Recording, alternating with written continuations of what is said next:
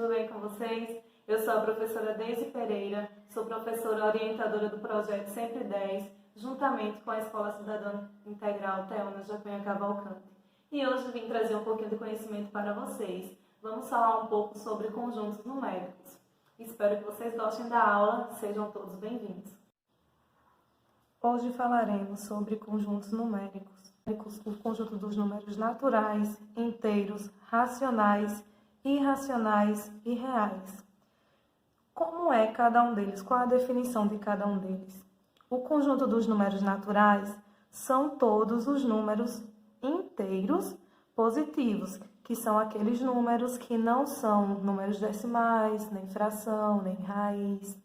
Então, esses números que são inteiros, números que eu possa contabilizar, eles são os números naturais. Como exemplo, nós temos o número 0, 1, 2, 3, 4, 5, até o infinito, porque os números naturais são todos os números positivos, então todos os números positivos inteiros são infinitos, não é isso? Aqui tem uma restriçãozinha que os números naturais, quando ele tem esse asteriscozinho aqui em cima, significa que eu não vou colocar o número 0 no meu conjunto. É a ausência do número 0. Então, aqui eu tenho o número 1, 2, 3, 4, 5, até o infinito. Observem que aqui eu não coloquei o número 0 no meu conjunto. Os números inteiros são representados por essa letrinha Z aqui. Eles são todos os números positivos e os números negativos inteiros. Como exemplo, nós temos esses valores aqui. Os números negativos são infinitos, então são todos os números inteiros infinitos negativos. Aí aqui eu coloquei o menos 3, menos 2, menos 1, 0. E também são os números positivos. 1, 2, 3, 4, 5, até o infinito. Todos eles sendo inteiros. E aqui também tem uma restriçãozinha. O conjunto dos números inteiros, eles podem apresentar esse asteriscozinho que a gente já viu em cima, que representa a ausência do número 0. Aqui, como exemplo, nós colocamos os mesmos valores daqui, porém, nós retiramos o valor 0. Aqui temos um número inteiro com mais embaixo. Significa que eu quero todos os números inteiros apenas positivos. Então, aqui eu tenho 0, 1, 2, 3, até o infinito. São todos os números inteiros positivos. E aqui eu tenho os números inteiros com menos embaixo, que representa que eu quero todos os números inteiros negativos. Todos os números infinitos negativos. E aqui eu coloquei menos 3, menos 2, menos 1 e o 0. Se aqui em cima tivesse um asterisco e aqui também, nós não colocaríamos esse 0. Mas aqui não é o caso, mas se acontecer de vir, você não coloca o número 0, certo? E na sequência temos os números racionais, que é representado por essa letra Q. Os números racionais são todos os números que podem ser escritos em forma de fração. Aqui nós temos 3/4, menos 1/2. E esses números aqui são números decimais ditos, números decimais exatos, que é o resultado de uma divisão da fração. Por exemplo, 3/4. O resultado dessa divisão é 0,75.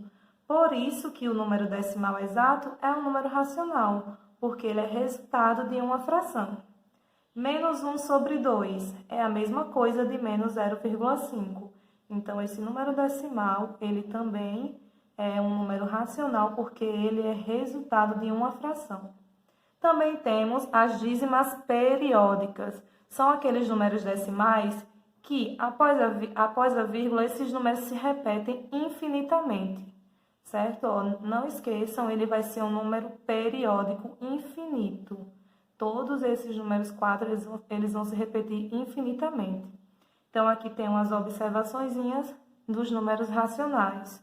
Eles podem ser escritos em forma de fração, decimal exato e dízimas periódicas.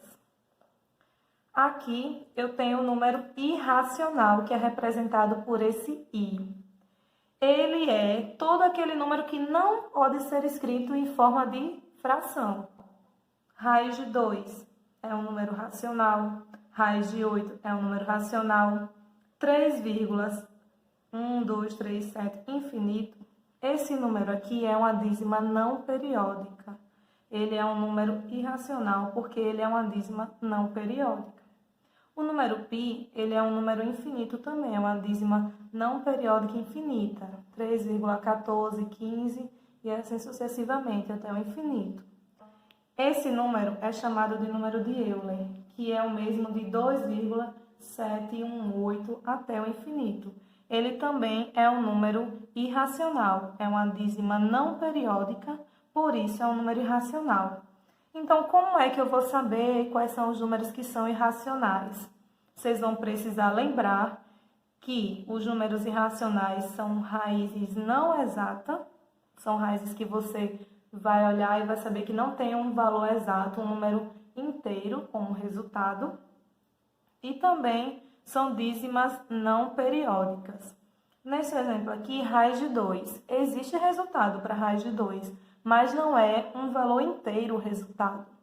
Raiz de 8 também existe resultado para raiz de 8, mas não é um número inteiro. Então, se vocês forem observar na calculadora de vocês, esse aqui vai ser uma dízima não periódica, esse aqui também. Mas na calculadora, se vocês forem calcular, com certeza vai arredondar, porque na calculadora não tem como escrever todos os números, né? Porque é infinito. Enfim, como resumo, os números irracionais são raízes não exatas e dízimas não periódicas. E, por fim, nós temos os números reais, que é a junção de todos esses conjuntos, naturais, inteiros, racionais e irracionais. Nós temos que lembrar que o conjunto dos números naturais está dentro dos números inteiros. Os números inteiros estão dentro dos racionais. Mas os irracionais não estão dentro desses outros conjuntos, ele é uma exceção. E os números reais é a união dos conjuntos dos números racionais, que é todo esse aqui, com os números irracionais. Então, os números reais é a junção de todos eles. Aqui, como exemplo, coloquei o número 11, menos 5, 5 sobre 8, 0,25, essa dízima periódica, uma raiz não exata, e o número π, que é uma dízima não periódica. Então, aqui coloquei alguns números que representam todos esses conjuntos.